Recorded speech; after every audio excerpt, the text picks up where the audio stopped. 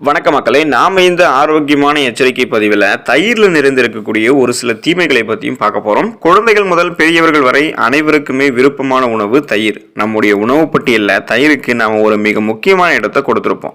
ஆனால் கால நேரம் பார்க்காம தயிரை நீங்கள் சாப்பிட்டீங்க அப்படின்னா அது பல பிரச்சனைகளை ஏற்படுத்தும் அப்படின்றத மருத்துவர்கள் குறிப்பிட்றாங்க. அப்படின்னா தயிர் சாப்பிடுவதற்கு எது சிறந்த நேரம், தயிரை எந்தெந்த உணவுப் பொருட்களோடு நீங்கள் சேர்த்து சாப்பிடக்கூடாது, தயிர் சாப்பிடுவதற்கான இப்போ காலை நேரத்தில் நம்ம தயிர் சாப்பிடலாமா, இரவு நேரத்தில் தயிர் சாப்பிடலாமா, குறிப்பாக தயிரை சூடுபடுத்தி சாப்பிட்றது நல்லதா கெட்டதா அப்படின்றது போல அத்தனை கேள்விகளுக்குமே நம்ம இந்த பதிவில் பதிலை பார்ப்போம். அதை பார்க்கறதுக்கு முன்னாடி இந்த வீடியோக்கு மட்டும் ஒரு லைக்கை கொடுத்துட்டு இந்த தகவலை உங்களுக்கு தெரிஞ்சவங்களுக்கும் ஷேர் பண்ணிடுங்க. இது அவங்களுக்கும் பயனுள்ளதாக இருக்கக்கூடிய ஒரு ஆரோக்கியமான பதிவு தான். இது போன்ற அப்டேட்ஸ்கள் நீங்கள் தொடர்ந்து பார்ப்பதற்கு நம்மளுடைய ஹெல்த் நியூஸ் தமிழ் சேனலை சப்ஸ்கிரைப் பண்ணி வச்சுக்கோங்க. பக்கத்தில் இருக்கக்கூடிய பெல் பட்டனையும் கிளிக் பண்ணி ஆல் அப்படின்ற ஆப்ஷனையும் மறக்காம செட் பண்ணி வச்சுக்கிட்டீங்க அப்படின்னா நான் போடக்கூடிய எல்லா அப்டேட்ஸும் உங்களுக்கு நோட்டிஃபிகேஷன் அடிக்கடி வந்து சேரும். சரி வாங்க மக்களே, இப்போ வீடியோக்குள்ளே போயிடலாம். இப்போ நீங்கள் தயிர் சாப்பிடுவதற்கு பார்த்தீங்கன்னா கால நேரம் பார்க்காம எல்லா நேரமும் நீங்க தயிர் சாப்பிட்டீங்க அப்படின்னா அது பல பிரச்சனைகளை ஏற்படுத்தும் அப்படின்றத மருத்துவர்கள் குறிப்பிடுறாங்க. அதனால நீங்க நண்பகலுக்கு முன்பாக தயிர் சாப்பிடுவது தான் உங்களுக்கு ரொம்ப ரொம்ப நல்லது. நண்பகலுக்கு முன்பாக அப்படின்னா காலை உணவுக்கும் மதிய உணவுக்கும் இடைப்பட்ட நேரத்தில் நீங்க தயிர் சாப்பிடலாம். ஒருபோதும் இரவில் நீங்க தயிர் சாப்பிடக்கூடாது. இரவில் நீங்க தயிர் சாப்பிடும் போது சளி சம்பந்தமான ஆஸ்துமா பிரச்சனைகள் உங்களுக்கு ஏற்படலாம். அதே போல நீங்க வெறும் வயிற்றிலையும் தயிர் சாப்பிடக்கூடாது. வெறும் வயிற்றில் தயிர் சாப்பிடும் போது பிபி என்று சொல்லக்கூடிய பிளட் பிரஷர், ரத்த அழுத்தம் சார்ந்த பிரச்சனைகள் உங்களுக்கு வந்து ஏற்படும்.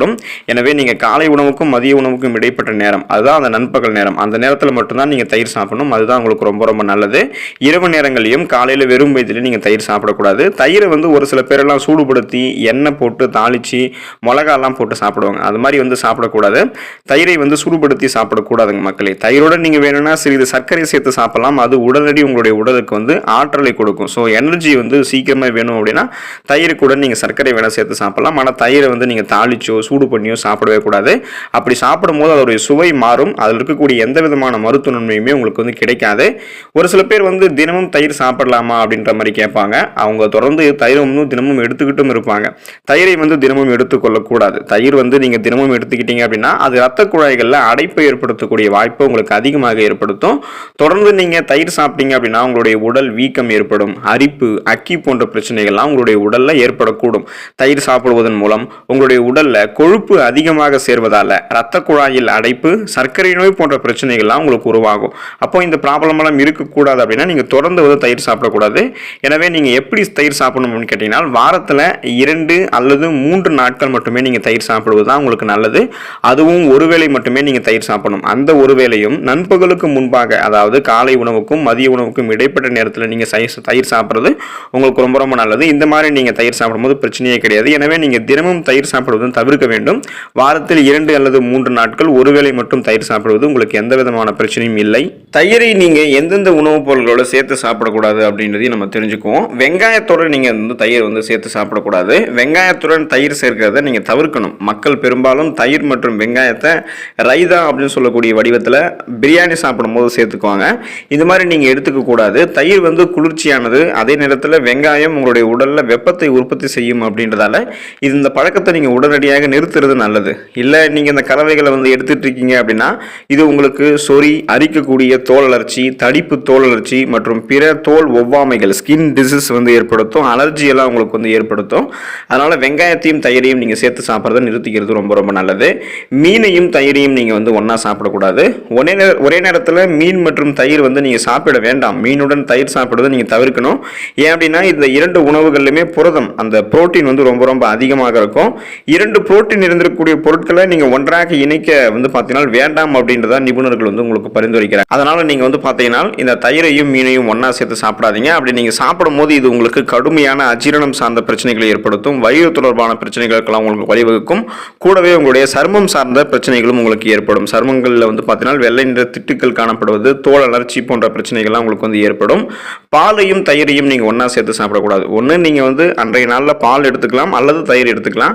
அல்லது நீங்க இரண்டுமே சாப்பிடணும் அப்படின்னா பல மணி நேரம் இடைவெளி விட்டு தான் வந்து சாப்பிடணும். பாலோட நீங்க தயிர் ஒன்றா சேர்த்து சாப்பிடக்கூடாது. பால் மற்றும் தயிர் ஒரே குடும்பத்திலிருந்து தான் வருது. அதாவது விலங்குகளிலிருந்து பெறப்படக்கூடிய புரதம். இது வந்து நீங்க எப்படி ஒன்றாக உட்கொள்ளக்கூடாது அப்படின்னு நீங்க சொல்றீங்க அப்படின்னு கேட்கலாம். இது வந்து வயிற்றுப்போக்கு, அமிலத்தன்மை, வீக்கம் மற்றும் வாய்வு உங்களுக்கு ஏற்படுத்துவதற்கு வாய்ப்பு இருக்கு. அதனால நீங்க பாலையும் தயிரையும் ஒன்றா சேர்த்து சாப்பிடக்கூடாது. ஒன்று நீங்க பால் எடுத்துக்கணும், இல்லைன்னா வந்து நீங்க தயிர் எடுத்துக்கலாம். உளுத்தம் பருப்பு நீங்க தயிரோட சேர்த்து சாப்பிடக்கூடாது. உளுத்தம் பருப்பை தயிரோட சேர்த்து உட்கொள்வது உங்களுடைய செரிமான அமைப்பை வந்து சீர்குலைக்கும். தீர்ப்பளிக்கும். இது அஜீரணம், வயிற்றுப்போக்கு மற்றும் வயிற்று உப்புசத்தை ஏற்படுத்தலாம்.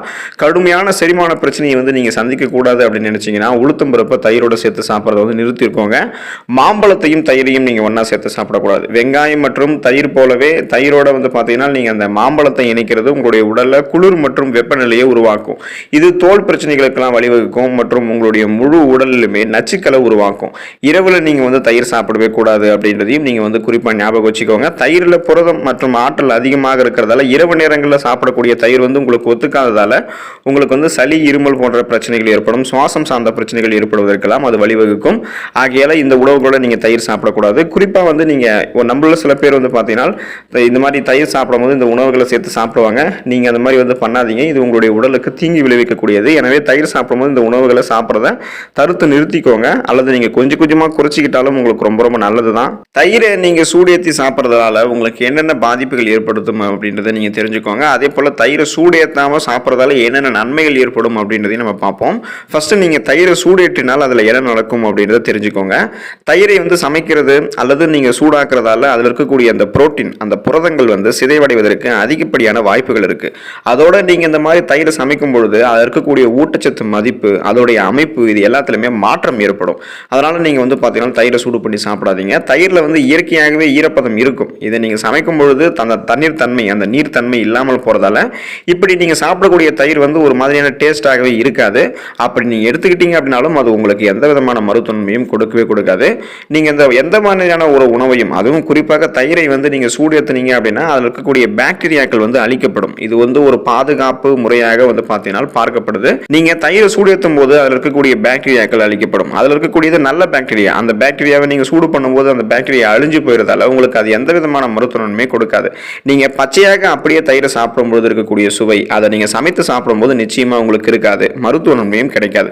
அதனால் நீங்கள் சமைக்காமல் தான் அப்படியே தயிர் அப்படியே பச்சையாக எடுத்துக்கொள்வது நல்லது. அதுவும் நீங்கள் உறைந்த தயிரை நீங்கள் எடுத்துக்கிறதுலாம் ரொம்ப நல்லது. மண் சட்டியில் தயிர் உரைய வச்சு சாப்பிட்டீங்க அப்படின்னா அது மிகவும் நல்லது. உங்களுக்கு நிறைய மருத்துவ நன்மைகளை விரைவாக கொடுக்கும். நீங்கள் சமைக்காமல் தயிரை சாப்பிடும்போது உங்களுக்கு என்னென்ன பலன் கிடைக்கும்ன்றதை தெரிஞ்சுக்கோங்க. பிபி என்று சொல்லக்கூடிய பிளட் பிரஷர், அந்த ரத்த அழுத்தத்தை கட்டுப்படுத்தி நல்ல கொலஸ்ட்ரால் உங்களுடைய உடலுக்கு தயிர் கொடுக்கும். இந்த நல்ல கொலஸ்ட்ரால் உங்களுக்கு சரியான அளவில் இருக்கிறதால இதயம் சார்ந்த மாரடைப்பு, பக்கவாதம் போன்ற எந்த அபாயமும் இல்லாமல் நீங்கள் நலமோடு வாழலாம். இதய ஆரோக்கியத்தை மேம்படுத்திக் கொள்வதற்கெல்லாம் இந்த மாதிரி நீங்கள் தயிர் சாப்பிடுவது உதவியாக இருக்கும். சமநிலையான pH அளவை உங்களால் பாதுகாக்க முடியும். ஸோ இதனால் உங்களுக்கு எந்த விதமான ப்ராப்ளமும் இருக்காது. தயிரில் புரோட்டீன் அதிகமாக இருக்குது. ஸோ இது நீங்கள் பச்சையாக சாப்பிடும்போது தான் இது உங்களுடைய உடலுக்கு முழு எனர்ஜியும் அதோடைய முழு ஊட்டச்சத்தையுமே உங்களுக்கு கொடுக்கும். இல்லை அப்படின்னா அது உங்களுக்கு எந்த விதமான மருத்துவன்மைகளையும் கொடுக்காது அப்படின்றத நீங்கள் தெரிஞ்சுக்கோங்க. தயிர் என்னதான் நிறைய ஆரோக்கியமான மருத்துவ நன்மைகளை கொண்டிருந்தாலும் நம்ம தயிரை சாப்பிடக்கூடிய அந்த நேரங்களை பொறுத்தும், தயிரோடு சேர்க்கக்கூடிய உணவுப் பொருட்களை பொறுத்தும் அதோடைய தீமைகள் கூடிக்கிட்டே போகும். அதனால் நீங்கள் தயிர் சாப்பிடும்போது சற்று கவனம், இந்த மாதிரி விஷயங்கள் எல்லாத்துலேயும் நீங்கள் கவனமாக இருந்துட்டு அதுக்கப்புறம் தயிரை நீங்கள் போதுமான அளவுக்கு எடுத்துக்கிட்டீங்க அப்படின்னாலும் அல்லது உங்களுக்கு குறைவான அளவுக்கு நீங்கள் எடுத்துக்கிட்டீங்க அப்படின்னாலும் அது உங்களுக்கு மருத்துவ நன்மைகளை கொடுக்கும். ஆகையால் தயிரை இந்த மாதிரி முறைகளை சாப்பிட்டு நலமோடு வாழுங்க. அடுத்த ஆரோக்கியமான பதிவில் மறக்காமல் சந்திப்போம். நன்றி மக்களே.